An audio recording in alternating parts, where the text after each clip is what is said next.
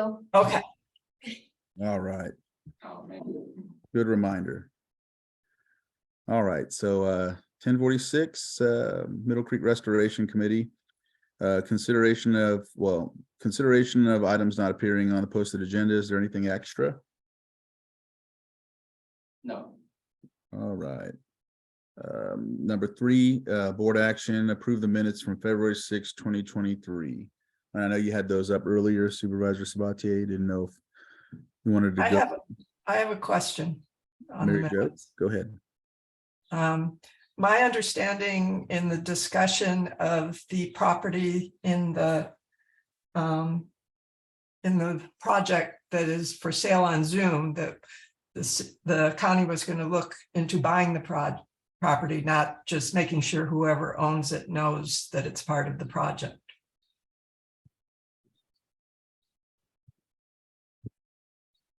Talking about that one right there, 04-10-16.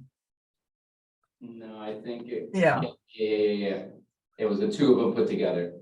And what it says is Supervisor Sabatier noticed a project parcel for sale on Zillow. We need to be sure the new owners are aware of the project and potentially send a letter. That's not, I didn't look back at the recording, but that's not my impression of where we were going with that. I thought that when Bruno, when I told you about this parcel, you said you contacted Scott about it to see about the county purchasing it. I don't remember discussion of making sure whoever buys it would know about the project. If you don't mind my jumping in, Chair. I ahead. think that the sending of the letter would describe the request to purchase the property and have discussions and open up those things. Am I correct that that's the letter that would be submitted? Marina, I know we're not looking at each other, but I'm looking at you. Yeah, that was my understanding as well. Okay, because I think we've done, those are similar letters that we sent out in the past saying we're interested in buying your property. Here's the project we're working on. So I think that the intent within the letter is exactly what we did say. And were these properties originally, did they already get a letter? I mean, have they been asked if they're willing sellers or not? Did they get that? So conversation, again, brief conversation has taken place with the letters. I know a few folks, and this came from the Christensen property where that property owner wished to have a letter in writing, and then just with the grant extension, etc., that's where these letters came out. So those letters are going out. They didn't go out Friday, they should have gone out today. But we had the template, so if we need to send additional letters, we can. But those letters are going out. If they weren't on Friday, it was today. So when did all of his neighbors get a letter? The same batch. So when was that, a year ago? 2 years ago? There was letters to willing sellers a year ago. We sent additional letters to willing sellers and we got a few responses back, and that's how we got the non-willing sellers list. So I would have to double check to see if they were in the batch from a year ago, but we sent most recent ones based off of the new extension that we have from DWR that were sent out end of last week. And Those so letters, you know, did on your spreadsheet, if you look back at, did they ever respond to the first round of letters? I would have to check those specific those two parcels that are highlighted. Okay. Go ahead, Harry. Yeah, I was interested in the name of the people that own these two parcels at present. Did you say Christensen? Christensen is the one that sent is for part of the Bloody Island parcel. I don't know if they belong to these two. Oh, okay. So we don't know the names of this. Right, which I can look up once I get those documents, but that's part of the issue that I'm dealing with now is just technical difficulties in getting the documents on this computer versus what's on my desktop in my office. It's okay. I just was a little confused because I knew the Christensen link to the Bloody Island, and so Yeah. But that's okay. I don't need to know the name of the people. I just want to be sure when they put the land on the market, they already knew that we were, would like to know whether or not they already knew that we were looking to buy it when they decided to go with listing it on the MLS. And that's a good point, Mary Jo. I agree. So I will double check that. I don't want it to be the duck club again. Okay, I'm looking on Zillow right now, and it's hard for me to know if I'm looking at the correct property. I believe I am, because I remember looking at this with Mary Jo when she brought it up. But it looks like it sold as well in 2021. So if we did initiate any kind of letters, I bet you we initiated that with a prior owner. So we probably need to look into that, all right. if I'm correct, by looking at the right property. I'm checking on Zillow. I just wanted to check to see if it was still on the market, is the reason I came in the first place to Zillow. Yeah, All right, do we want to wait for you guys to find that, or? I think we no, I can, just wanted to clarify that we weren't just gonna wait for it to be sold and then tell the new owners. and I think we can discuss it, I think we could discuss it further for property acquisitions. Okay, Yeah. all right. And just a final note on that, so in the past, I mean, it was recently, there was also another property that looked like it was being sold in the Middle Creek project area. And we've also sent letters to those, whoever the realtor is as well, and I've made direct conversations with those realtors just to notify them. And in the past, the properties that were being sold or what have you not, that looks like they were being sold in the Middle Creek project area, I want to say, I can't remember if it was Vetsmidian that we saw initially. It was a few months back, that looked like they were being sold. I called the realtor and they did say that the parcel owners didn't know that that project was moving forward, but they were still interested in buying it or selling it. And they would be interested in talking to us in terms of like expediting that purchase. So we do make efforts to reach out to those realtors as well, if there is a realtor listed on that for sale sign. Okay. Good. Okay. There's not anything else. I'll ask the public if there's any comments or concerns about the minutes. There is one correction on the next line Okay, where I said I would, it's true. No, still back up there. Where Mary Jo under the impression that was answered, I think it was by Kelly, that it does not belong to Pomo. okay. That was a private owner. So you might as well put that in the minutes. So add. I was wrong, and I was told I was wrong, basically. We will make that edit, Mary Jo, thank you. Okay, All right. There's not anything else. I'll entertain a motion to approve the minutes with corrections. So moved. And I will second. I have a motion and a second. All in favor? I, Aye. Aye. Any opposed? All right. Now that we have that finished, we will, let's see, move on to the next item, which is project area parcel acquisition. And I think Marina, you have the floor. Yes, and I'm trying to pull up the PowerPoint.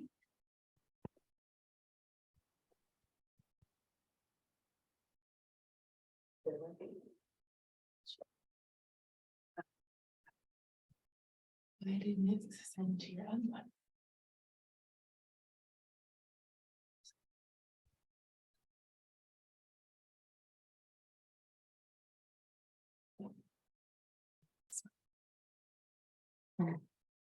Oh, this is perfect.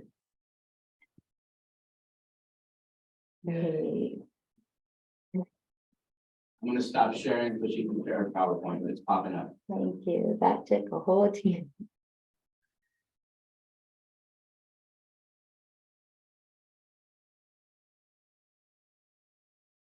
It wants to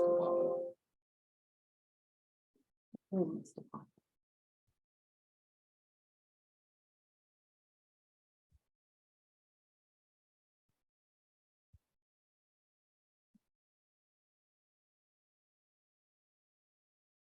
Of course, the first board meeting had to have a few hiccups, right?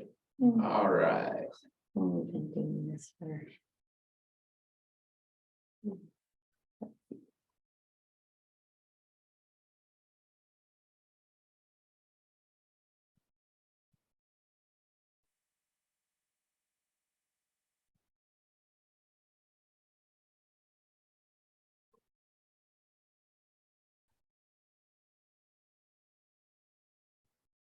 So just as a quick update, I made a motion to approve the meeting minutes and it was a second by Harry Lyons. And I believe it was unanimously approved. Perfect, thank you.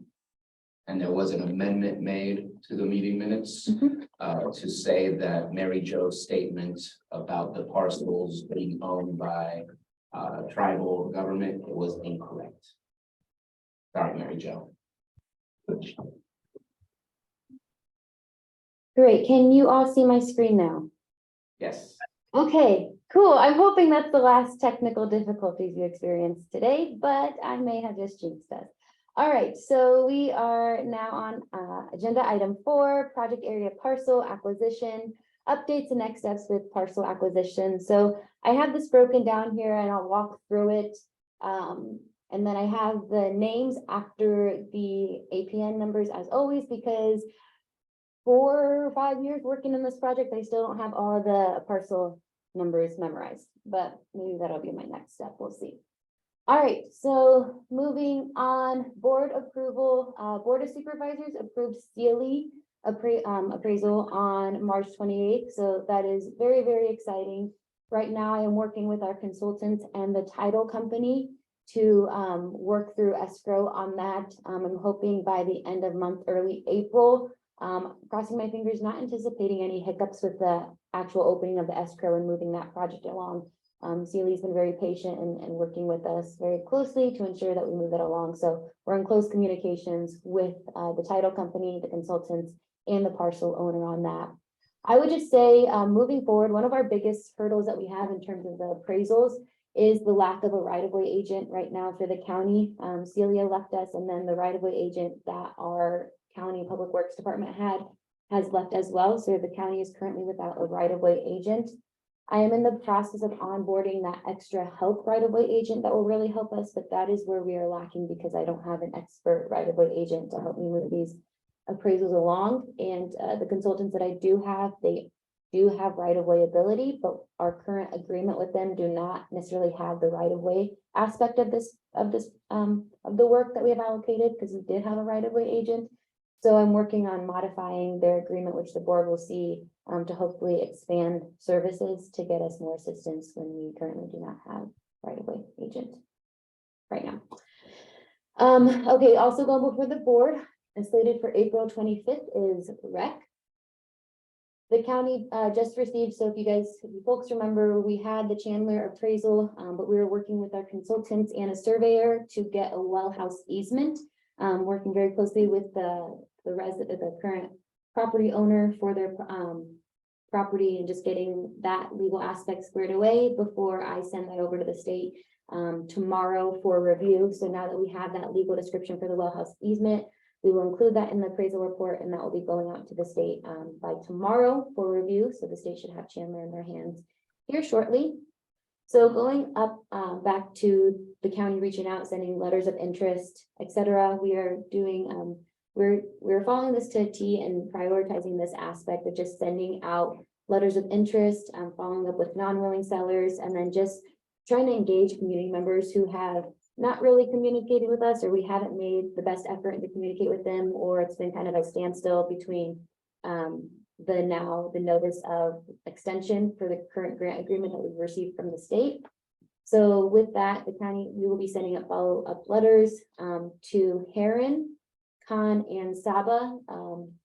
Both stated that they were non-willing sellers at first, but again, we want to make every effort that we can to reach out to those folks, let them know about the grant extension and that, hey, we have more time. Let's re-engage and possibly open up opportunities to discuss your willingness to sell.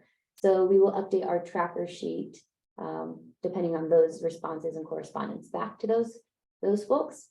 We are also sending follow-up. We're going to be sending up follow-up letters and trying to open up conversations with Fry's, Berrigan, Vetsmidian, Luna Gaming, Christensen, and Wilkerson. And then we are going to send again. So what does that mean? So it just depends on, so for example, some of those, our consultants were not able to get a hold of them, or some of those folks, we have additional conversations that we would like to have with them before they feel comfortable receiving an appraisal or preparing their appraisal. So just dependent on what our consultants have said. Right off the bat, I don't have the list up that shows the ones that have been responsive to our consultants, but we at the county are making additional efforts to reach out to those folks, which I like to do anyhow. When it says willing sellers, though, they have responded at some point that they're willing, right? Correct, yes, yeah. So as of now, they are willing sellers and they have interest, but again, we need to have further dialogue with them just to wrinkle out the specifics before an appraisal can be completed, or approved on their end or our end as well. So the only ones that are non-willing to date are the ones that are listed under non-willing sellers per the 2022 letters we sent out. I just wanted to be sure that these are not the ones that you can't find. Yeah, no, that is correct. So we've had Okay. conversations with them in the past, just further conversations, and they're all different. Okay, good. Yep. County also sending letters of interest, which we talked about, to Robinson, and then also Saba. You see, I have Saba listed out twice because they were non-willing in the past. They were willing, so I'm still hopeful that we can re-engage them. And Dr. Lyons, that's something that I may reach out to you. I'm sorry, I don't see the Buddhists changing their religious beliefs. Okay, Oh, Dr. Lyons, you're speaking, but you're on mute. go ahead, Harry. No, even for me, they wouldn't change their faith. Harry turned on all his charm. And you know what, here you have a lot of charm. So, but again, I do want to send one more just letter based off of the extensions if we haven't done that yet. But just opening it up if they want to even have dialogue, more than happy to do so. So I just think we need to be prepared for the reality that it's going to have to be another financial avenue for the Saba. I got a question for them. Maybe I'm being stereotypical of what I think they would value, but let's try it anyways. Can we start the conversation from the aspect of the hitch, where we know the Middle Creek Restoration offers a great asset for the hitch, and that helping us conclude this project will help out the species in the lake that we really care about and want to help survive in the future? Is that a possible avenue of having that discussion rather than flood control and restoring the marshland? I don't know. I'm just curious if that might help. Harry, did you discuss that with him when you talked with him? No, I only talked with one gentleman, and we did not get into any species discussions, but I could reach out to John again and see about it. I described the situation with the hitch, maybe send some of the newspaper articles to him. And bring our emergency declaration. Yes, could somebody send that to me? Yeah, Marina, I can send that to you, Dr. Lyons. and if you have the newspaper articles too, if you have a hitch package, lay it on me. Do you think, Dr. Lyons, do you think they'd be interested if I got you a link of all the public meetings that we've had before the board, of like the recordings or any slideshow PowerPoints that I've collected from such? Do you think they'd be interested in seeing those too? No, I just would give them the written material. My experience dealing with them before, they didn't want a presentation. They just wanted some documents. So send it to me and I'll forward over to John. Okay, I can do that. Well, just would say in light of this species endangerment and whatnot. Mhm. Okay, and then county, I have a meeting with the state on Wednesday to talk about progress reports, the overall grant, et cetera. And then just having a checkup on these following appraisals as well, Seychow and Narvaez. Just a reminder of Seychow, there is relocation aspect to that appraisal. So it's not just an appraisal that the state needs to review, it's also relocation part of that. And that is, we did have a relocation Torrance Vigil, but there are tenants on some of the Seychow property. So it's a little bit different than a permanent residence, which we're still trying to figure out and just coordinating with the state to see the next steps and the status of those two appraisals. So that's what I currently have now. And then I do have a map on the next screen. This is from This is updated as of last week, not this one here, but the link to the website, which we will send to you all. So if you go to where you check the website of the updated map, Jordan did update this map. And the biggest change that we had from this was just the Sealy property, which is a big property for us, so that's exciting. All So right, I have a question on the parcels. There were a number in the upper left of the map that are and elsewhere that the appraisals had been sent to DWR in Mhm. March of 2022. Mhm. Have we gotten a response from DWR on those that they've had for over a year? Are you talking about the state child? Because they have a loop of a group of parcels that they're reviewing of the appraisals. Because I know state child there, and my mouse, of course, is not working on here, but all those on the small slender ones in the middle next to there's one on the very left that's red. Right. Yeah, those are the majority of those are state child parcels. Are you meaning to the right? Not the left? I'm looking Like at the one on the right. red and to the right? And I think those 3 green ones or 4 green ones on the left, they've also had since March of, they've had for over a year. Yes, and all the ones that, so that's what we're looking at. I'm looking at the ones that DWR appraisal said that they've had. And the ones that I say that they have, and we're looking at the timeline of when I sent them the appraisals, how long they've had them. So we're looking at all the appraisals that DWR would have had, or the appraisals that are coming down the road.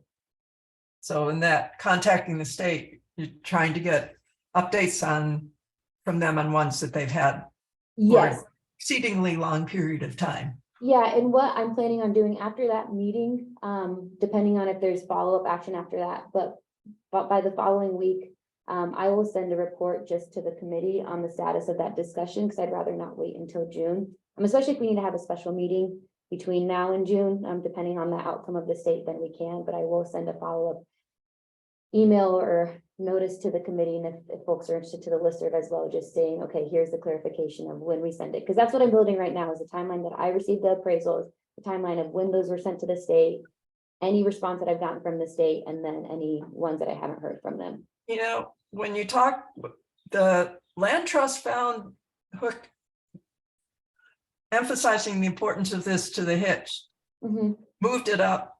I mean, we went from Joe Navarro saying, oh, we don't have enough people to look at the Keithley property because it's so small, to Joe emailing me, please send an application. Yeah, I mean, yeah, we and did that's- stick Cecilia Aguilar Curry on him, but yeah. And that's the thing, Mary Jo, that's, we're really trying to use that because we acknowledge that once this project is complete and it's an official wetland, that's gonna be great Hitch habitat, right? exactly. And one of the goals of the project is restoring fish habitat, animal habitat, but then catering it specifically to the Hitch. I mean, because we see the spawning of the Clear Lake Hitch in Middle Creek and Scotts Creek. And if the Hitch can have that area, to have a protected habitat, I mean, that's gonna be great.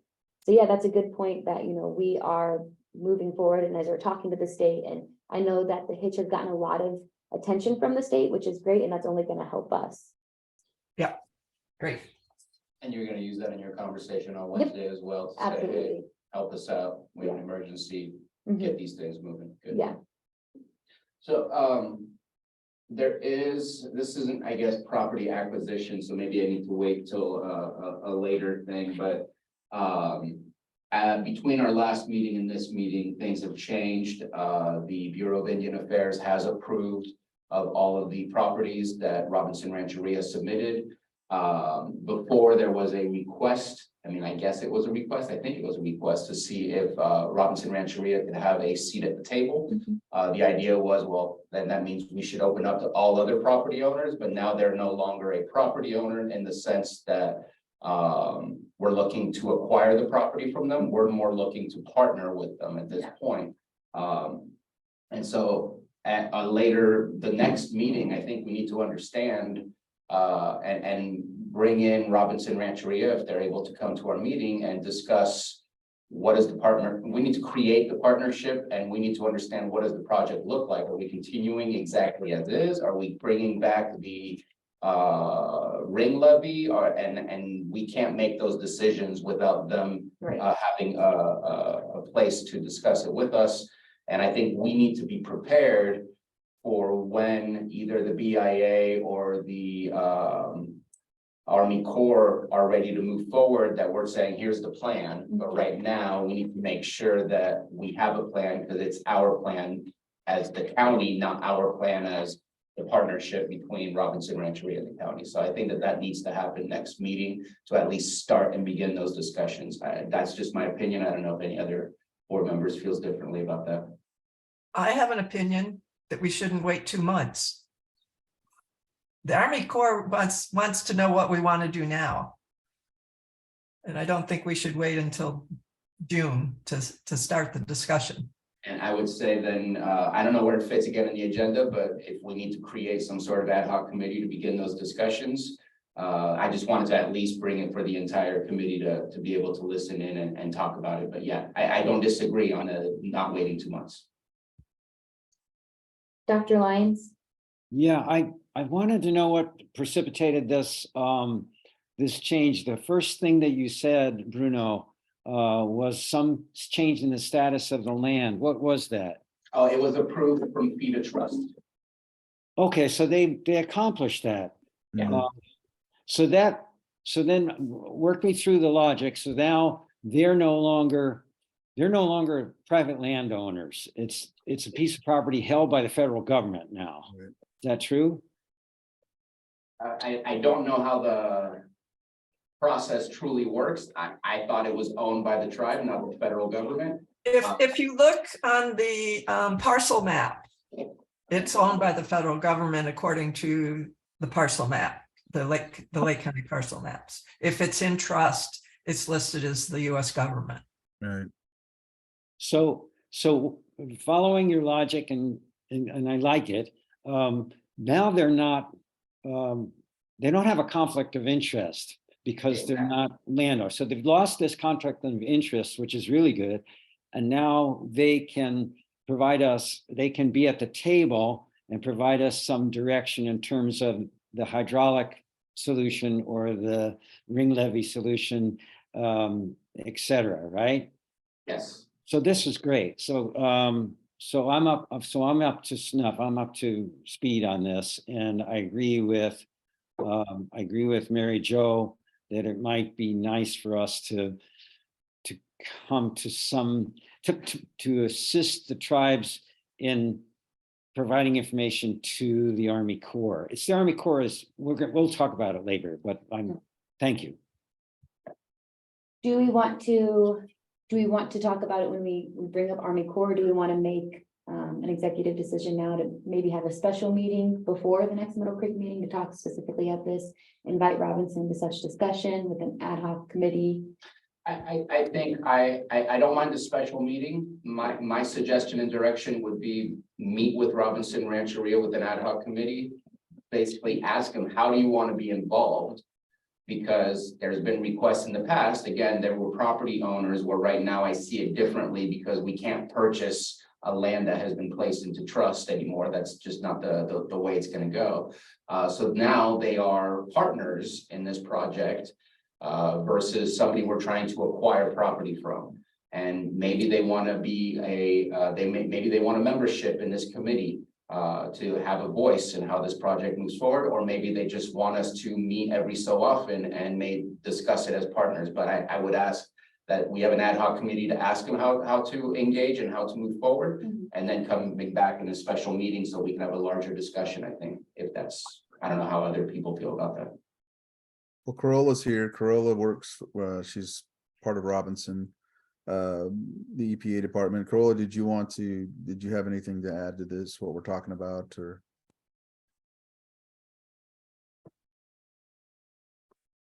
Yeah, I guess I have a question on for Harry and the conflict. What do you mean it was a conflict and now it's not? Well, I felt that there was a conflict when the tribe was a landowner, a held and fee landowner. They were making decisions by a committee that determined how purchases were going forward. And whereas when I thought that when land is held in trust, the actual owner is the government, and the government is holding the land in trust for the tribes. And then I saw that, I think Bruno agrees with me, as less of a conflict, that we could invite the tribe for consultation in terms of the overall plan for this project.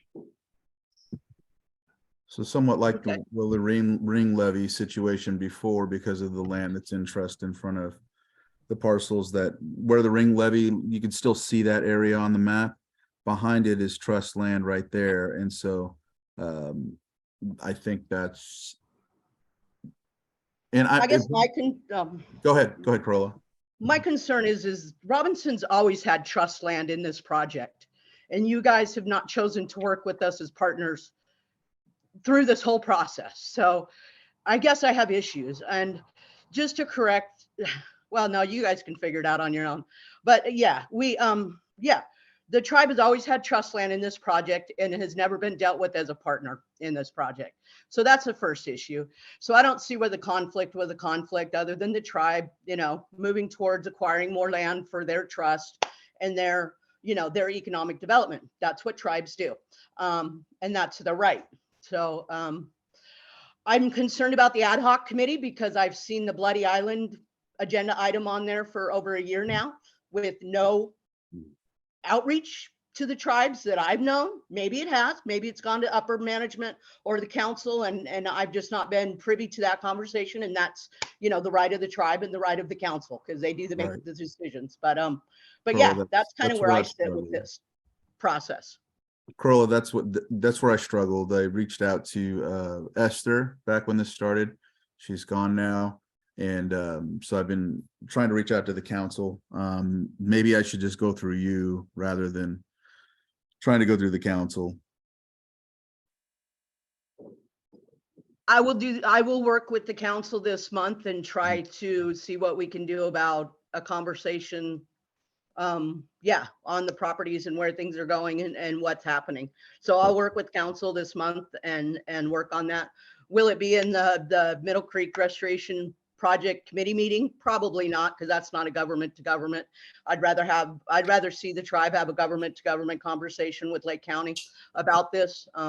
So yeah, but yeah, I'll definitely work on that, EJ, without a problem. And I agree, it does need to happen. Council needs to, we need to, everybody needs to understand what Robinson's direction is. So I can help work on that. All right. So with that, I don't think Supervisor Sabatier, what is the ad hoc look like that did that conflict with what you're looking to do or? No, I just want to get things started so that we can come back to our committee here and agree to change the face of the committee by adding a member or by agreeing that this is how we're going to be working with Robinson Rancheria. I just know that we have a project that was specifically designed in such a way that it was meant for us to acquire properties, and some of those properties now will not be acquired. It's that the status has changed, and so at that point we need to work together and figure out what does the final design look like and what is the anticipated changes that need to happen in that area. Again, it could be that we bring back the ring levy, or it could be that we continue with what was designed after the ring levy, but it's not up to us to make that decision and affect Robinson Rancheria in such a way. And I just want the conversation to get started. All right. My suggestion is that we ask the tribal council, do they want an ad hoc committee or do they want somebody on this committee to represent their interests? I'm not comfortable making that decision for them. Right.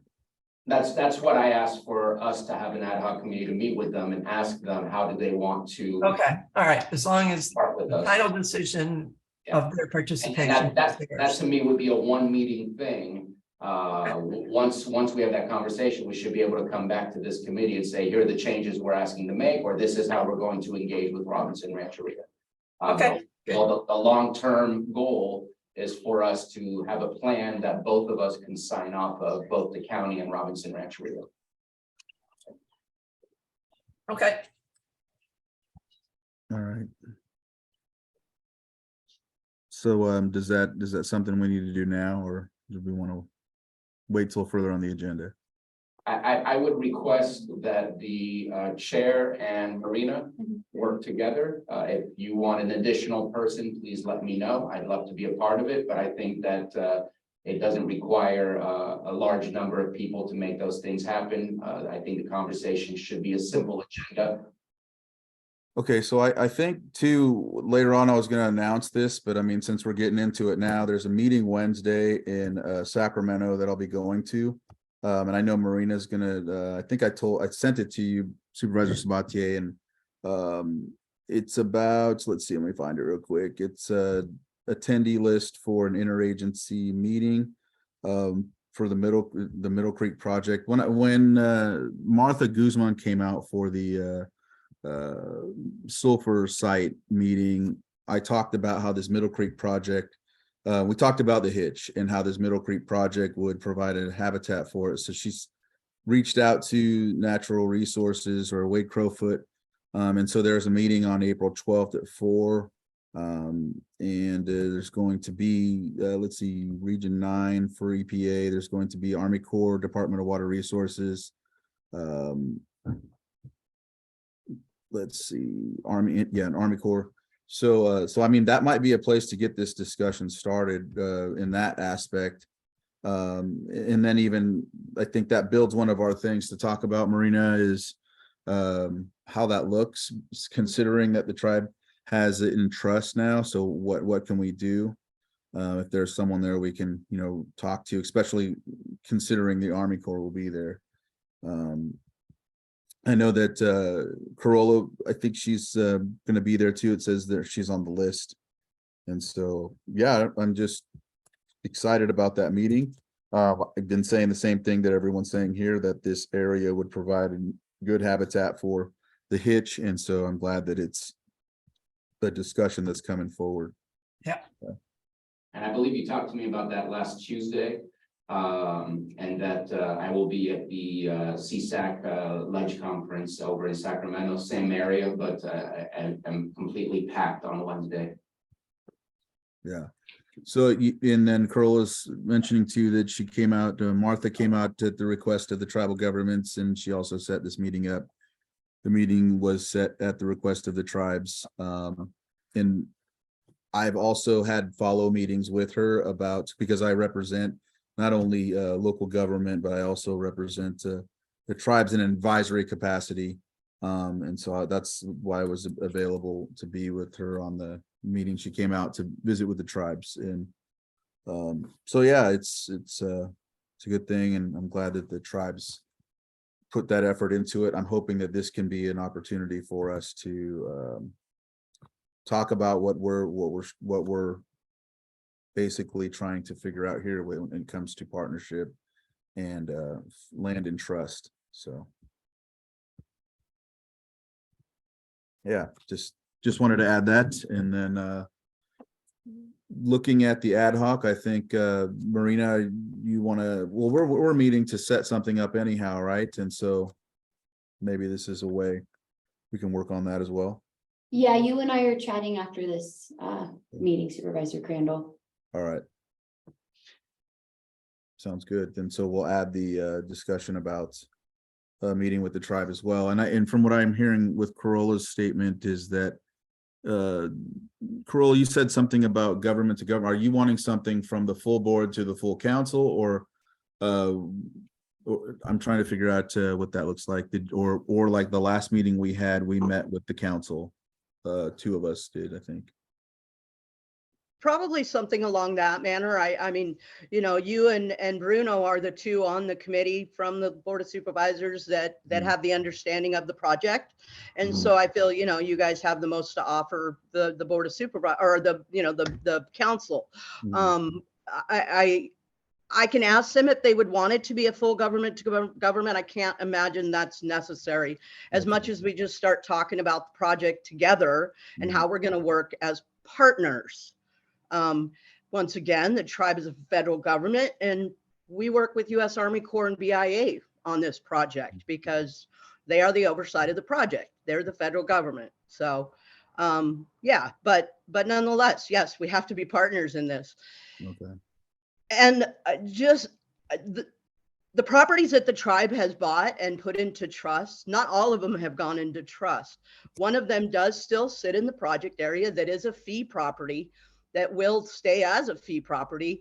And the conversation will have to be with the council as to the sale of this property, what that looks like, or where they're going with that. So I think, you know, there's conversations to be had, you know. Yeah.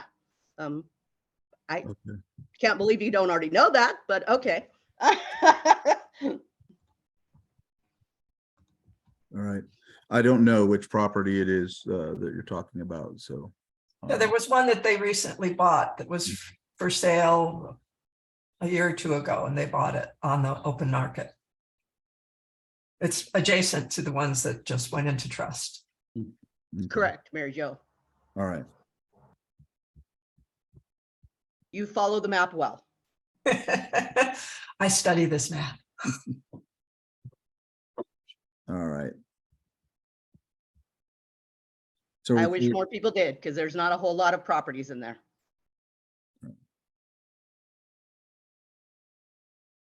All right, any other comments on this? Do we have a clear path on what needs to happen?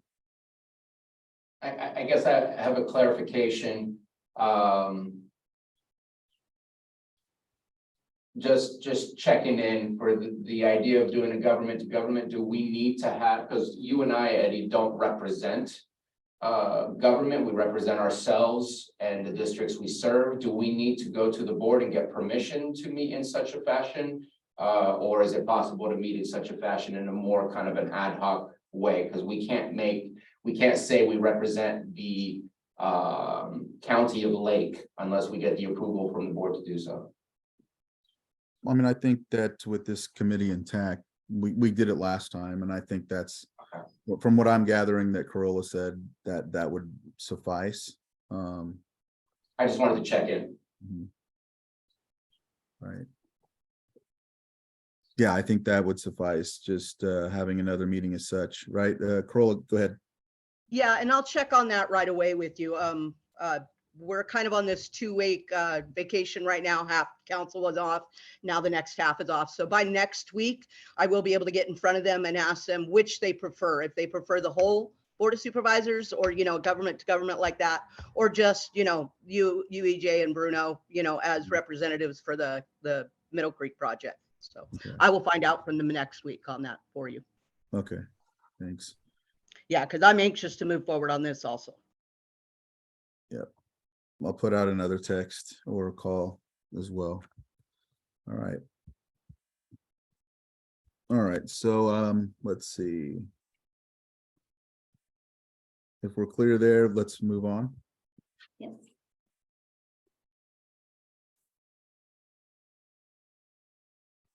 I think I have it right here too, so. We were on, okay, so next would be basically Bloody Island, but I think, does that, did we cover some of that or No, no? Okay, go ahead, then let's move forward on that. So the only update I have regarding the Bloody Island is, again, those letters were either sent on Friday. If they didn't make it Friday, they're going out today to those landowners, Christensen, making more dialogue with her and trying to move that forward. But again, still, I feel like still conversation needs to take place with the tribes to see what they're, you know, once that property is acquired, we still need to discuss next steps of once it's acquired for this project. How do we navigate that? Right, so one of them had asked for in writing did some sort of a letter about interest. Did that go to that? That's the Christensen property that I just stated, the letter that was sent either Friday or today. Okay, all right. Yeah.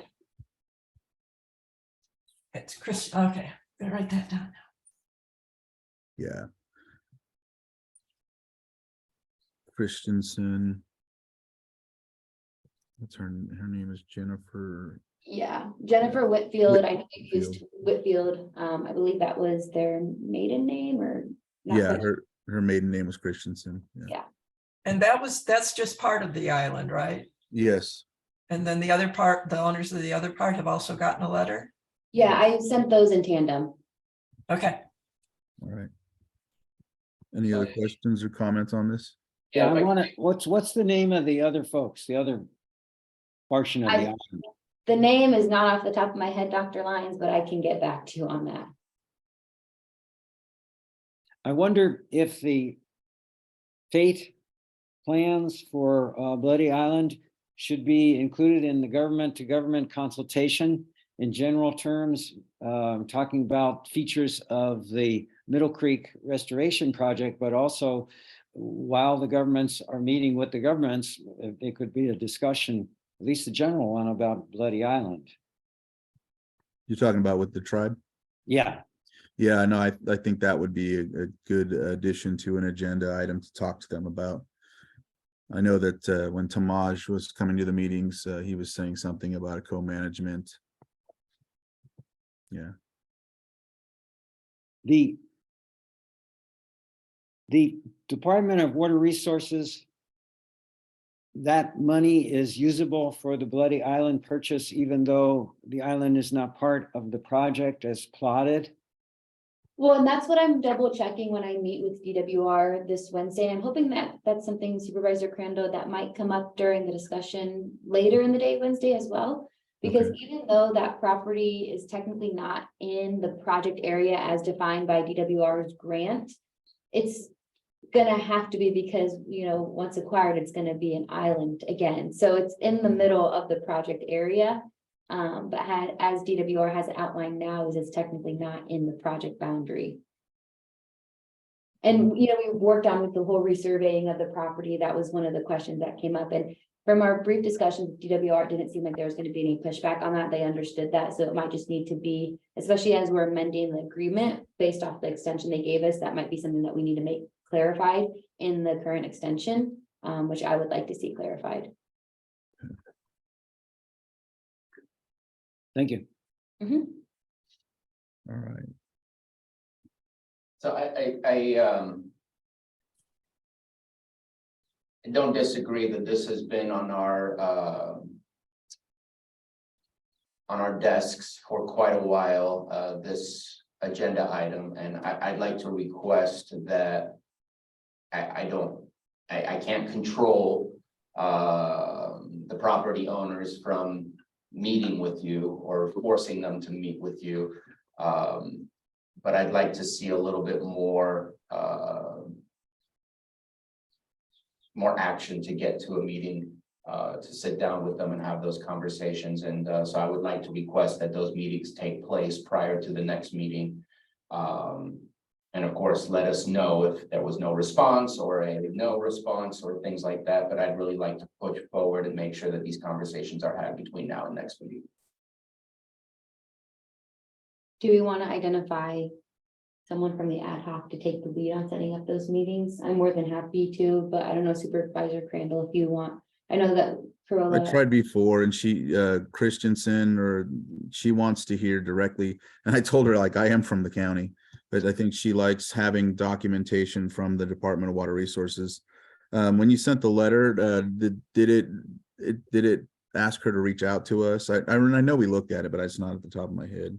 Yeah. So I asked for, you know, please reach out to us, you know, at your earliest convenience. And then what I have is I have the date that when the letter went out, I'm going just off today in case it didn't go out on Friday. Then I'm gonna circle back with her in 30 days if she hasn't gotten back to me. All right. both owners, not just her, right? Correct, yeah. Okay, Are both owners from the same family? Because that's one thing I knew issue is that the brother to Whitfield was another owner of it, of part of it. Is that what we're talking about, two owners, or is there another person? I don't know if they're from the same family, Supervisor Crandall. I think it's two separate owners, two separate families, but I'm not quite sure. I don't have a lot of experience or knowledge of the other owner.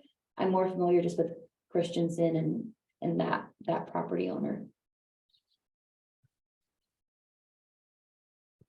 Be nice if it was missing. And I would request that Supervisor Crandall, you let us know what you need from this group for that meeting to occur. If you can make it happen with Marina, great. If you need extra help, I'm available. I don't want to overwhelm the individual by bringing too many people, but at the same time, I want to make sure this happens. Great. All right. Anything else, Bruno? All right. So we have a clear direction on that. Marina, you and I will do what we can to see if we can get them to respond. Yes.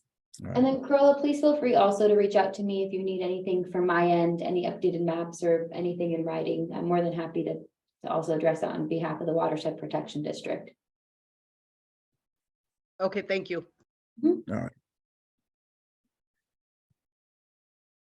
All right.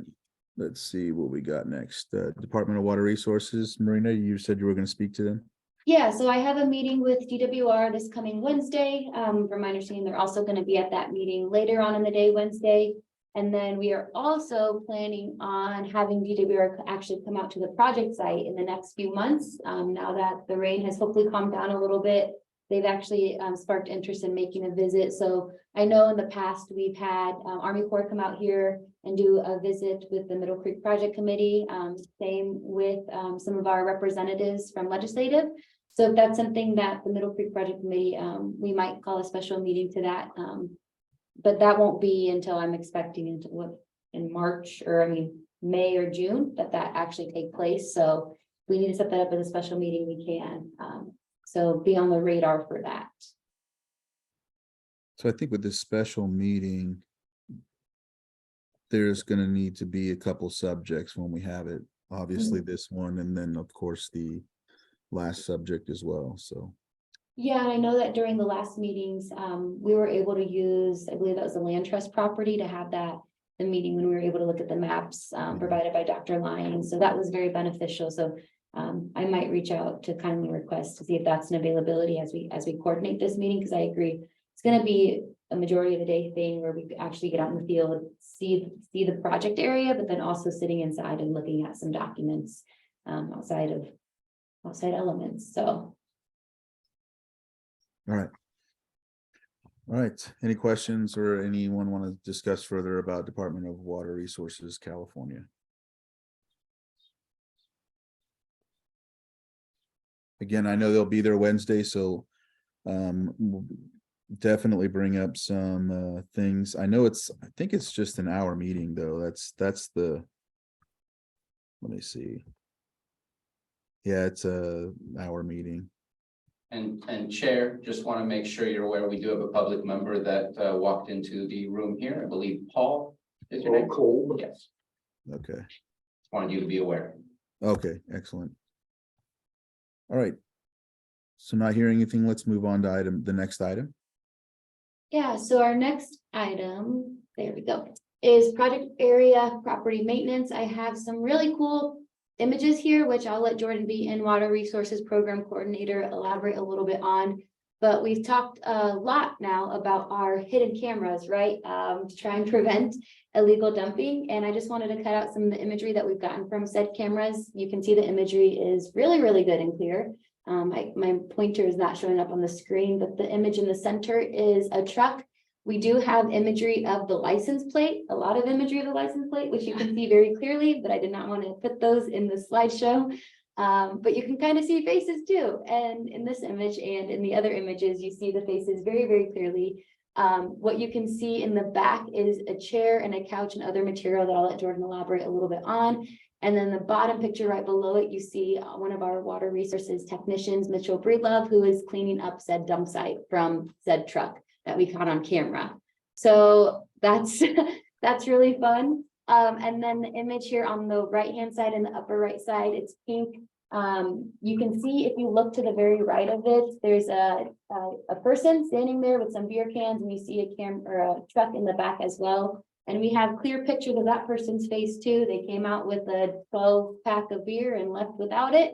And some friends, so what they were doing, we don't know. We don't want to crash their party, but just showing you all that our game cameras work very well, and hoping that, once we get the word out there and more signage and plans of attack in the future to try and prohibit these and stop these folks from dumping, that people will actually take it seriously. But our cameras work. And then on the left-hand side is another cleanup. So I'll let Jordan be in. We'll elaborate a little bit more on what I may have missed. Sure, you did a very good job. Basically, there was a known, so the picture furthest to the left, known dump site, which is also the same picture as the pink picture, same location, different angles.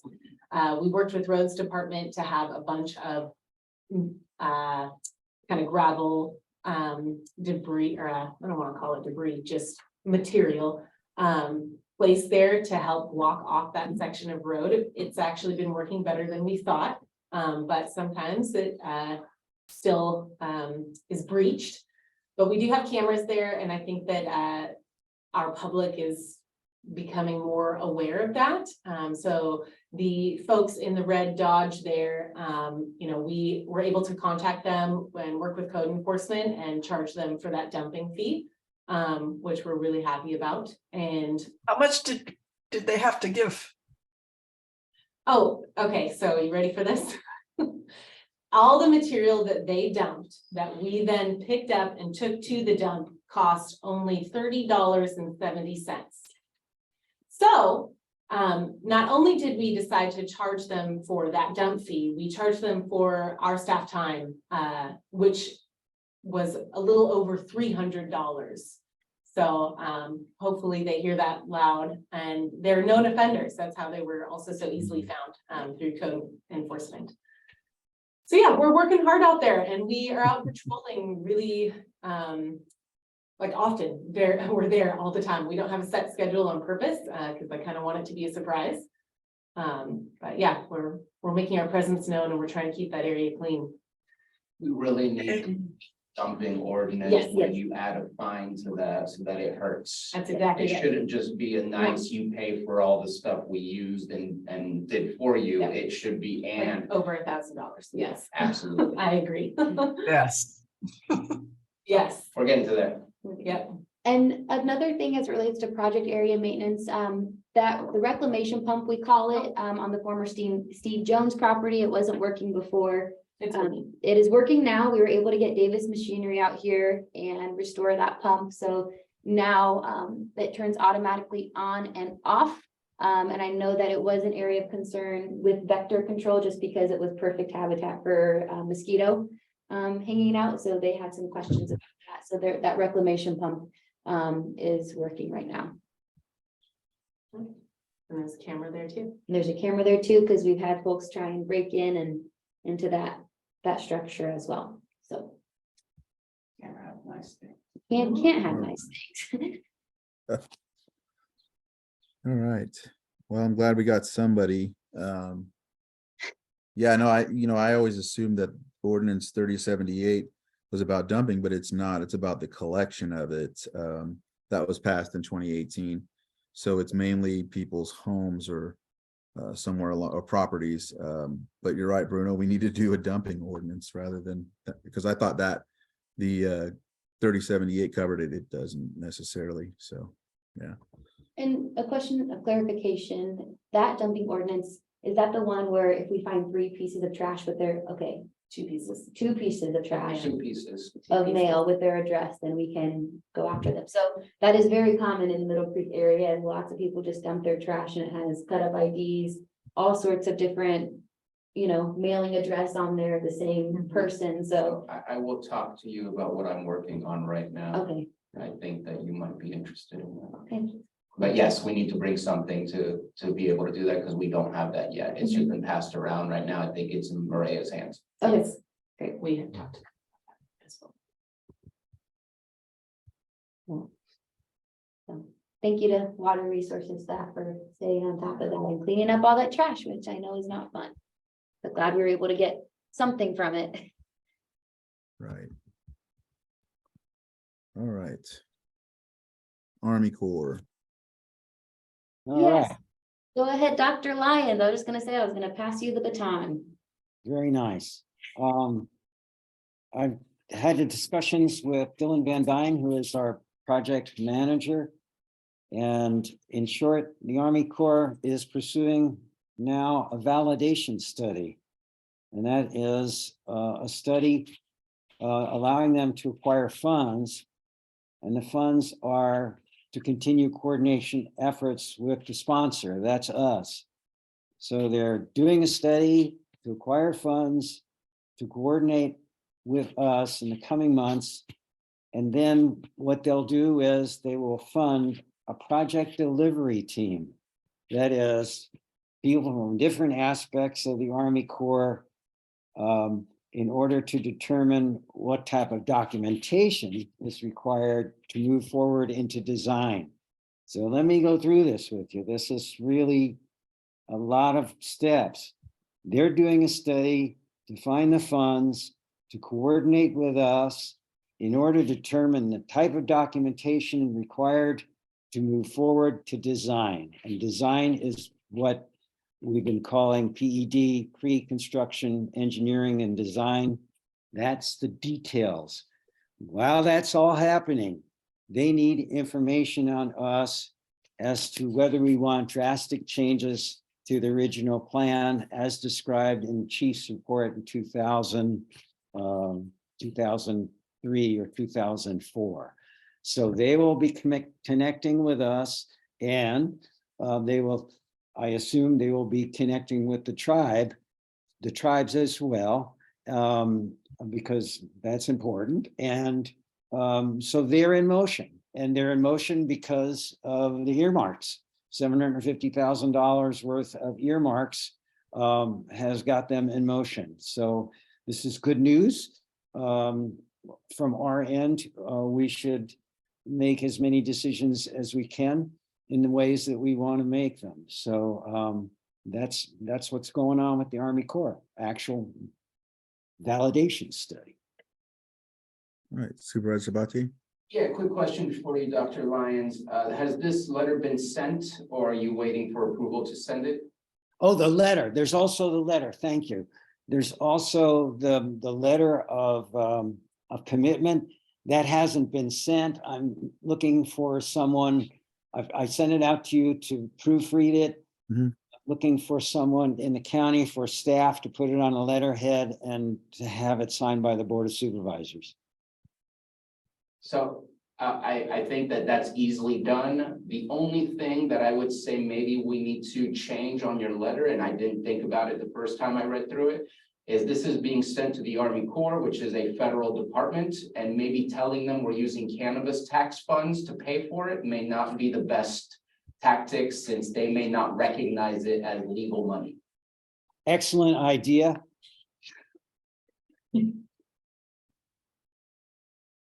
We have funds.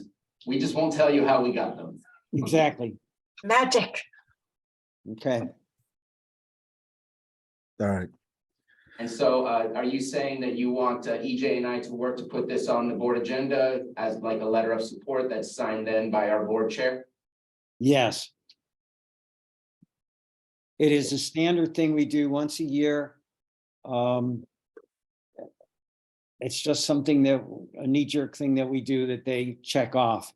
What's much more important is what's happening with respect to the earmarks. But this letter is just another box that needs to be checked off, and I appreciate your diligence in checking that box off.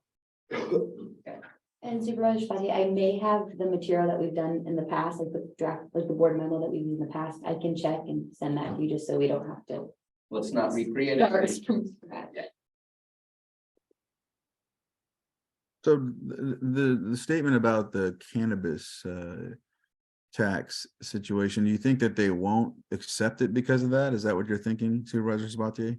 I just know that there's always this weird gray area between federal and state government when it comes to cannabis, and there's really no need to specify what kind of funds we're using, that they are funds that we have in our treasury and that we have them allocated for this specific project. That to me, it just takes away the potential for any issue. Okay, I think it's wise not to mention it. I know that the chief's report states that the money that we contribute to these efforts is absolutely not to be federal money. And I just find it a chuckle that there's no thing further from federal money than cannabis money. So we're doing that. We can guarantee it's not federal. Well, it's not like we're selling it, so. All right, well, all right, no, that's a good thing to catch right there. So any other just topics of discussion on the Army Corps? Again, they will be there Wednesday as well. So that's, that's why I intend to go there instead of on Zoom, so I can try and catch some of them afterwards and do that as well. So yeah. Supervisor Sabatier.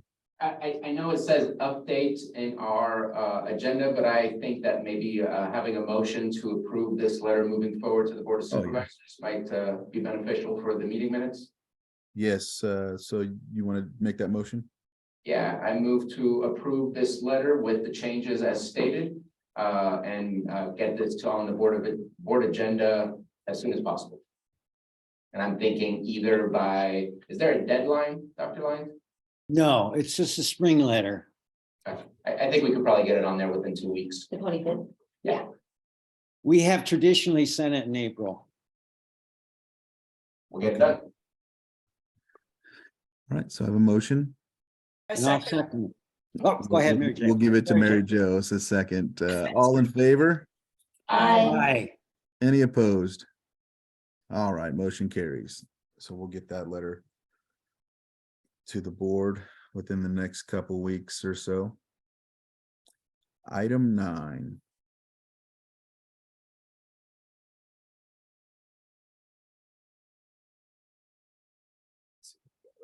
PG&E.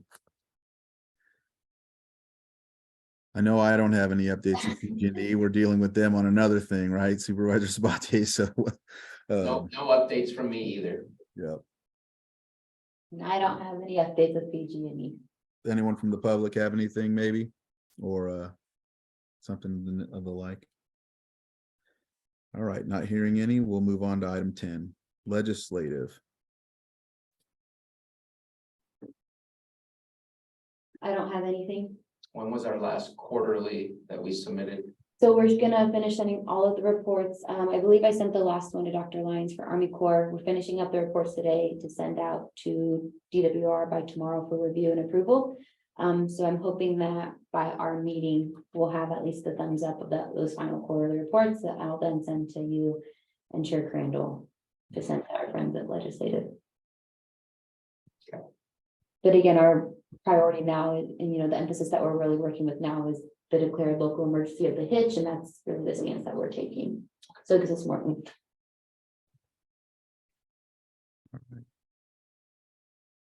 Let me know, Chair, if you need any help with moving those quarterly reports to our legislative partners.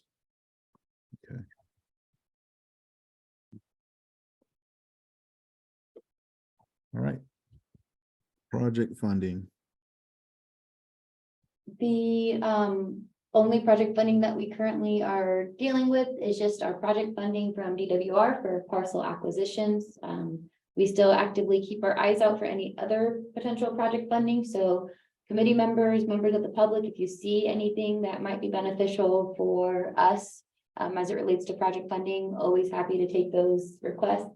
In terms of what we actually can keep afloat with our budget units, it's difficult for my department to balance a whole bunch of grants because a lot of them are reimbursement based. We've had to go to the board a few times to borrow some funds while we get those reimbursements from the states, but always open to exploring grant opportunities. We actively seek them, but biggest priority is just utilizing the funds that we currently have, because we can't do really anything until we acquire all those parcels. So that's what I have.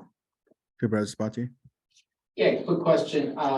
Am I making things up, or I thought there was a position allocation made available for water resources to hire a project manager? I think it was on a part-time basis, maybe more so than a full-time basis. Was that a conversation, or am I making that up? No, so we've had conversations. We have the extra help position that we've allocated that we're trying to fill currently. I do have in the draft budget, a position for project manager. I have it as a program coordinator specific to this project. That would only be in Middle Creek, but we would have to wait until budgets are approved. For the next fiscal year to onboard that position. Because again, that's something that I'm missing is that direct contact to carry things forward. Hopefully though, if I fill in that extra help right-of-way agent and they would only be specific to Middle Creek with the work that Jordan will be doing as taking over as lead for Middle Creek. And then with that extra help right-of-way agent and then our consultants, if I modify their current agreement to expand some of their services, then I may not have to onboard a specific position for this because with all that, we'll have more. priority. Okay. Yep. Thank you for helping me remember. Oh, I'm sorry, I can't see Marina, and maybe that's part of the reason that I'm only getting like every other word. So So is there money already there, or just you're asking in a draft budget in the future to have money for a project manager? So when you say money already there, I just want to clarify, we don't get money, that money that I have from the state, the 15 million, there are funds for administrative aspect of the grant, and admin covers the cost that the work that I do, the work that a program manager does, the work that a right-of-way agent does, the work that my fiscal staff, but that's all reimbursement. So the money that I have in that current budget unit, I have to get approved a position before I onboard a specific position. And that goes through the whole admin side. I have to request, I have to do certain forms and fill that out to send it downstairs before I onboard a position. Because right now I only have 3 program coordinators in my budget unit for my department. So I am asking for another program project manager, project coordinator that's specific to Middle Creek. I have to wait until that budget goes before the board for the next fiscal year for the board to review and approve that before I can move forward with that. And when does the fiscal year start? So July 1st. yeah, July 1st. So it'll be a few months. We already have that budget. The draft budget prepared. We sent it downstairs for any review and comments. And then the board does a whole hearing, budget hearings. I believe it's 2 days back to back, right? And Like 8th or 9th or And something. yeah, in the DWR money, there's enough administration money to cover that position in addition to what is being used already. correct. There's plenty of money. And we have in the current grant, I mean, you see it broken down under task 1, which is admin. You see the costs that we have of how much time I have, that we allocated for a project manager, right-of-way agent. And on top of that, every single time that there's a change in fees. So for example, if there's a promotion or just pay increases go up, we have to send that notice to the state saying, here's the change in fee of the current, the current title with overhead, et cetera, that this position gets cost. So yeah, there is money allocated. But again, it's just now onboarding that specific position. So you have approved a part-time right-of-way for this project already. So you have that. And you're seeking to get a part-time project manager position approved? That would be a full-time position. Full-time, okay. Yes. But what my idea is we'll be able to onboard that extra help right-of-way agent before, fingers crossed, before that the budget even gets approved from the Board of Supervisors.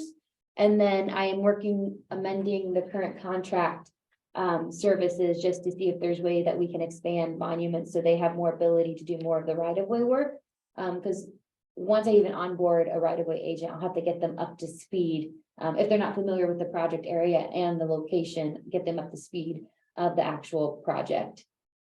And I've already interviewed 2 folks, haven't heard back, and I'll see if they're interested, but one lives in San Diego and one lives in Reading. So it makes it difficult because I need someone who can actually go out there and talk to those landowners ideally, not another person calling them from, far off distance. Yeah. So, Okay. yeah, All that's right, all I have for that. thank you. Any other questions? Comments? All right, I think next is, let's see, public expression. Anybody have any public expression? If so.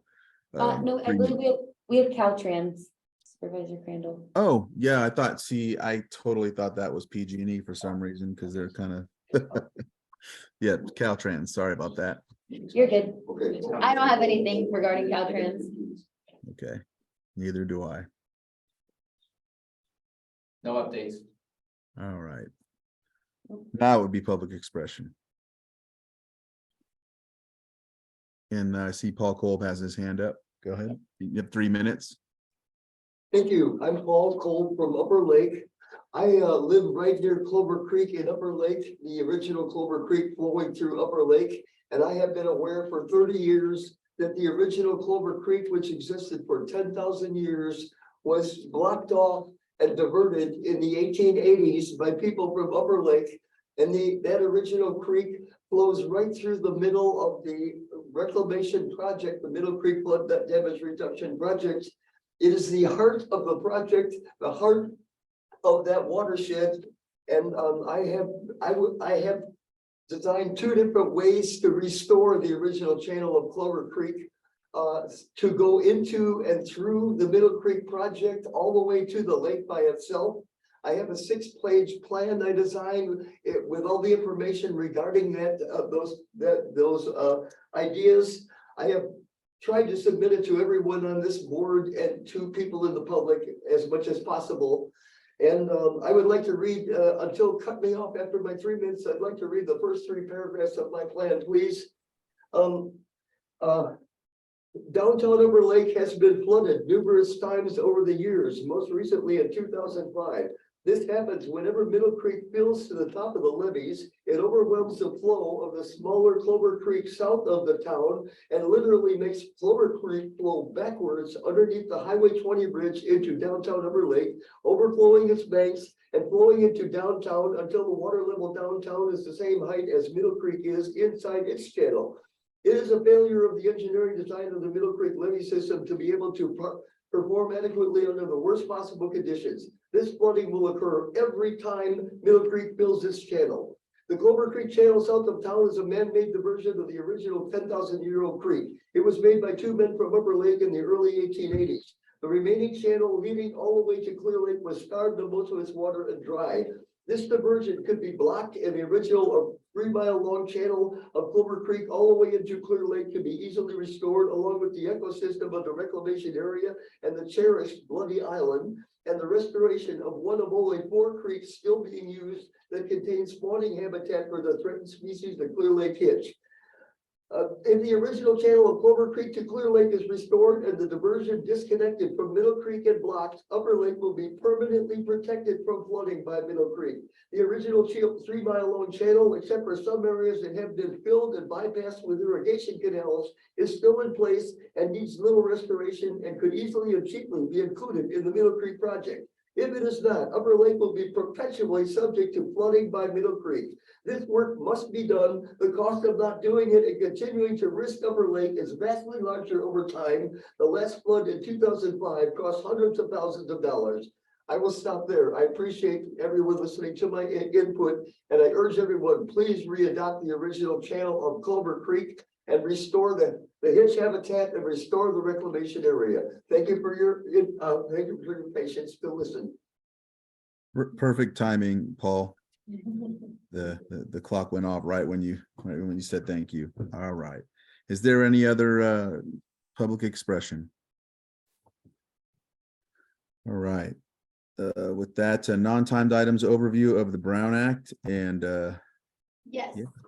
I will share my screen. So this came up and I'll try and breeze through this relatively quickly. So this came up based off of updated requirements as it relates to hybrid meetings. I know we have been meeting virtually as a committee for quite some time now, but this is something that the committee is going to have to keep in mind as we move forward with our meeting space. So you will notice that Supervisor Sabatier and myself and Jordan Beaton are here in conference room C of the courthouse.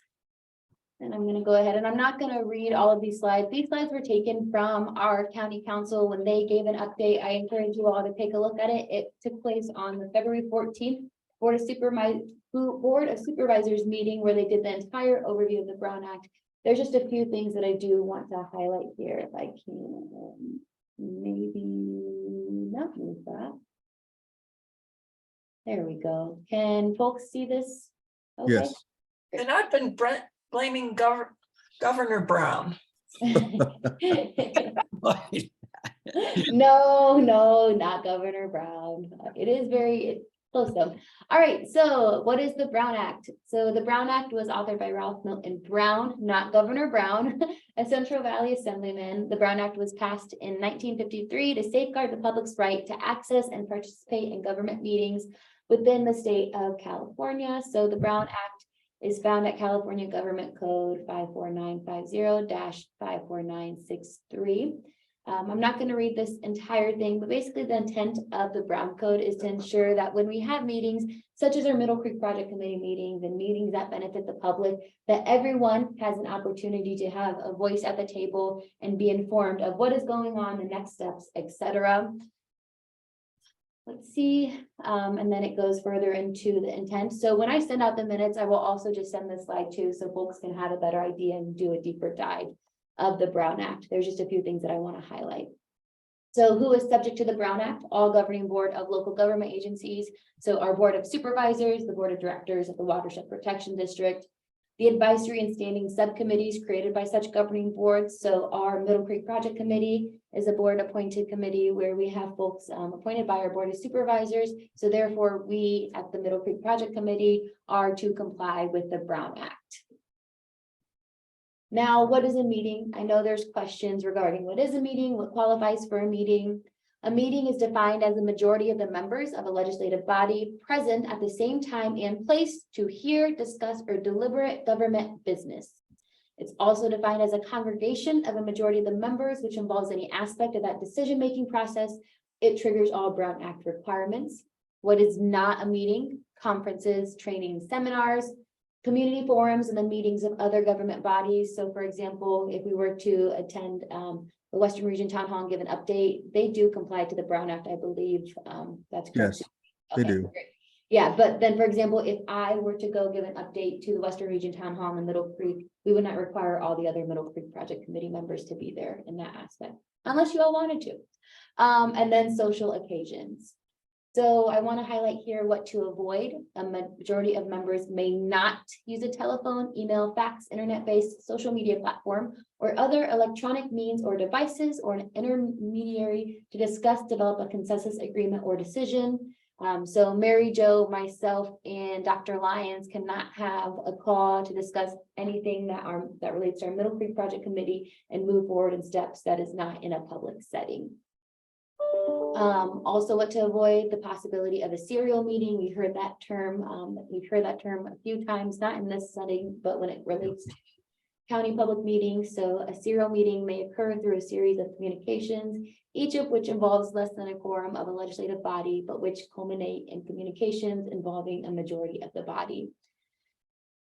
And then what to avoid, again, polling of the members of a legislative body by another member, either personally through staff or technology, is prohibited. However, staff can meet individually with the majority of the members if staff does not provide information regarding any other members' views.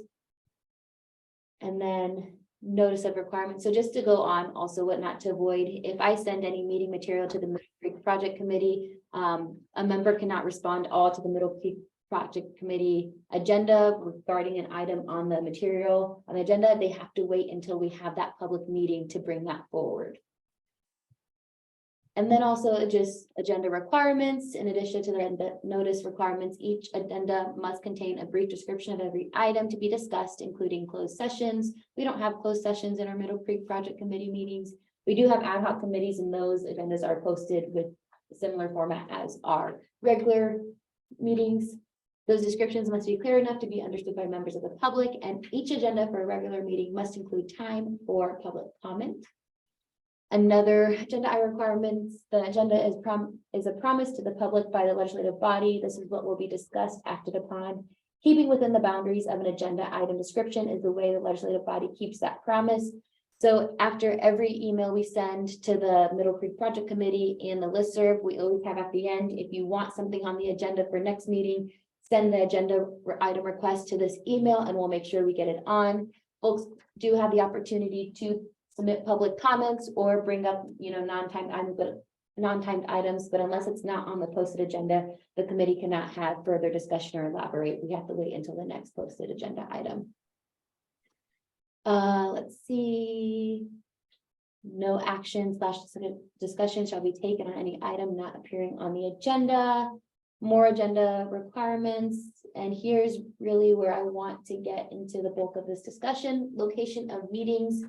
Public meetings must be held within the boundaries or jurisdiction of the government entity. So we are currently located here at 255 North Forbes Street, the Lake County Courthouse and Conference Room C. Exceptions include to inspect real / personal property, to meet with federal, state officials, to discuss legislative regulatory issues, and to hold a closed session with legal counsel.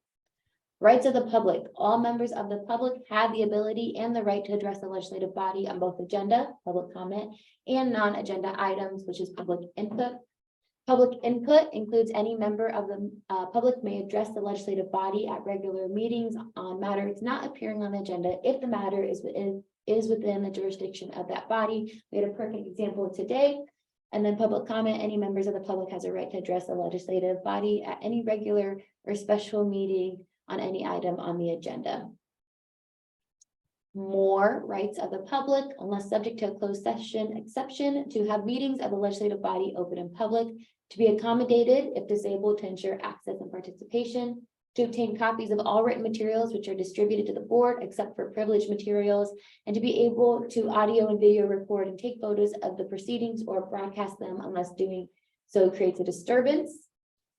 Closed session, not going to highlight because we don't deal with that as it relates to our Middle Creek Project Committee. And then teleconferencing under the Brown Act. So traditional teleconferencing, this is the newest stuff that has come up as it relates to the COVID pandemic. A lot of public meetings being held hybrid option or virtually. So traditional teleconferencing may be used by a legislative body if the requirements of Government Code Section 54953 are met. Those requirements include, but are not limited to, agendas must be posted at the teleconference location. So if you are a Middle Creek Project Committee member and you're calling in from your home or a different public property, you need to notify me so I can get you a copy of the agenda, because if you're calling in from that location, you must be able to open up your space and that space to the public to ensure accessibility. And I keep looking at Supervisor Spatier, so let me know if I'm misspeaking or if there's anything else I need to elaborate on that. The address of where you will be needs to be on the agenda Yes. to let the public know that they can be there. And that is another point. So on our agenda, we have the Lake County Courthouse. So you need to let me know if there's an additional address that you'll be calling in from, so I can ensure that that address is on the posted agenda. Each teleconference location must be identified in the notice and the agenda of the meeting, and each location must be accessible to the public. So moving forward, we will have a conference room, ideally conference room C, for all of our Middle Creek Project Committee meetings to be accessible to members of the public, where they're welcome to join us in this accessibility, so they don't have to worry about zooming in or calling in. We'll have all the meeting materials and the ability to participate in the meeting from this virtual location. And if I can help you, the next slide is irrelevant because Yes. AB 361 doesn't exist. Great. The disregard. More assembly bills here that further elaborate, that I'm not going to read. So this means we're now going to be meeting in person? Yeah. Yes. Okay, And basically the part that, if you don't mind, Marina, Mhm. the part she skipped is you can do it through Zoom, but number one, we have to have a quorum in person where it states that we'll be in person on the agenda. And if you come on Zoom, you have to have a reason for why you're on Zoom, whether it's an emergency or it's just cause, like you're sick or something along those lines. And since we only meet 6 times a year, you could only have 2 excuses that you can use to be on Zoom. Anytime we meet more than 10 times, then it's 20%, but if it's less than 10 times, it's 2 meetings that you can miss using those reasons. And we'll make that clarification on all the agendas and notices moving forward regarding the Middle Creek and Middle Creek committee members. If you have any questions or concerns, let me know. I'm also open up to having meetings outside of the courthouse. If we want to meet in a more accessible format, we can have that discussion next meeting. So I know that maybe I can work with Supervisor Crandall if we want to meet at one of the community centers or something close to the project area. we totally can. So just at the next Middle Creek Project Committee meeting, I'll have a standing item regarding, decisions of where we want to meet. Because it'd be great if we can get those meeting locations placed throughout, for the next year. So folks have plenty of time of heads up, knowing that, these meetings are going to be at the courthouse. This meeting is going to be at the community center in Upper Lake. My objective is to ensure that we hold an equitable space that folks can access this committee meeting and not just, at the courthouse, which may not be as accessible to everyone. Okay. Any questions regarding the Brown Act? Well, and yeah, no, it's not a question. This is a comment. I did send the email for the meeting that I'll be attending Wednesday. I did want to send it to you, Harry and Mary Jo, but I also have been really worried about the Brown Act lately. There's been some things that I in talking with other folks and just making sure that I don't violate it. So, but here we are. I think we're okay now. So that I'm mentioning it in this meeting. So item 15 says next meeting scheduled Monday, June 5th, 2023 via Zoom. We can cross off the via Zoom. Yep, it's gonna be at the Lake County Courthouse. But we will still have the Zoom Yes. option for the public to come, or anyone that has a good reason to be on Zoom. Yeah, and that is something that we're always gonna keep open. I like having the Zoom option because it makes it more accessible to folks. So we're always gonna have a Zoom option, even if all the committee members are in one room, we're gonna have a Zoom option. So we'll ensure that folks can call in, comment, et cetera, via Zoom. Great. We're not gonna drop Zoom. Well, if the people call in, do they have to claim to be sick or incapacitated? in Oh, some- no, No, it's just committee members. just us. Okay. Yeah. Okay. Yeah, good question there, Dr. Lyons. But if they're on Zoom, we will just assume that they might be sick. Yes. I'm Paul Kolb, and I have a question regarding this. There's a statement on the screen right now. It says, please send any agenda items to committee secretary at waterresources@lakecountyca.gov. I have done that months ago. My 6-page plan to restore Clover Creek. I have emailed my plan to the committee secretary, and I'm still waiting for it to be forwarded to Harry and another person whose name I forget. There appears to be nobody attending that website. I would like to ask the members of this board to please make sure that website, the committee secretary website, is monitored and materials that go there are forwarded as requested. Thank you. All right. So just to comment on that, it's not a website, it's an email that goes directly to our front staff. And I'll double check that all that information that you sent is in that inbox. Our front desk staff is currently out of the office right now, so I can double check when they get back. And then if we want, we can actually have this as an agenda item for the June meeting, if that's of interest. I would just ask the chair and staff to make sure it's within the jurisdiction of this meeting, because it sounds like he's looking for a change somewhere outside of the design plan for Middle Creek. Does it interact with Middle Creek? Yes, but I would leave that up to you guys to make the Okay. decision if it's within the jurisdiction of this committee. All right. So on that note, our next meeting will be via here at the courthouse, and then also Zoom, June 5th, 2023 at 10:30 a.m. All agendas are posted 72 hours in advance. Hard copies are posted in and around the courthouse, and also electronic copies are on the website. And if anyone is also interested in having copies printed and placed, in other places that might be beneficial and advertise these communities, let me know. I'm more than happy to print out extra and drop them off to you. If you have a public building that you think, especially it's in the project area or by the project area, always happy to do that. And then all of our meetings are recorded and archived on the Water Resources website and then YouTube. We're still dealing with the transition of the new website. So there's an agenda center that you can go to committees and you click on Middle Creek, and it has all the linked YouTube videos of the previous recordings, and then also all of the minutes, approved minutes, and then slideshows as well. So if you need help navigating through that, it can still be kind of confusing, give me a call and I can help walk you through that. So someplace online is the spreadsheet that used to be online? Yes, I don't know, and that's what we're working with now, Mary Jo. A lot of that information wasn't translated when they moved over the website. I know we had issues with the map. It wasn't linked properly, so I'm working with our front desk staff to make sure that all of that information, and that will be on our water resources website. You'll see the Middle Creek project, little, I call it the child page. Sooner or later, it'll Yes, reappear. yeah, Okay, and we'll let folks know. Paul's Alright. waving his hands in the There background. you go, Paul. Hello, I'm Paul Kolb. Another comment, please. Mr. Sabatier just said that my idea of restoring Clover Creek's original channel was not a part of your project. The project is called Ecosystem Restoration Project. The ecosystem includes the creek running right through the middle of the project.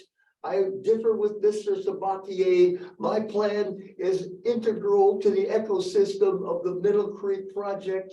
And this is part of the project restoring the ecosystem, the flowing creek, which originally ran through that project for 10,000 years. So I beg to differ with Mr. Sabatier. I believe that my idea is restoring the original channel of Clover Creek is integral to the project. And without it, the project suffers greatly. Thank you very much. I never said it wasn't. I said Okay. staff needs to look into it. Okay, thank you very much. I apologize. No worries. My opinion. All right. If there's nothing else, we're at adjournment. Thank you, everyone, and we will make sure we tend to the things we've discussed this meeting, so we'll be prepared for next meeting, and we'll look out for that special meeting as well. Thank you all for not leaving the professor when I was dealing with technical difficulties. I appreciate it. So Monday after a holiday, Zoom, that's my excuse, but it's no excuse. So thank you all so much. All right. Bye-bye. Bye-bye. Bye. Everybody.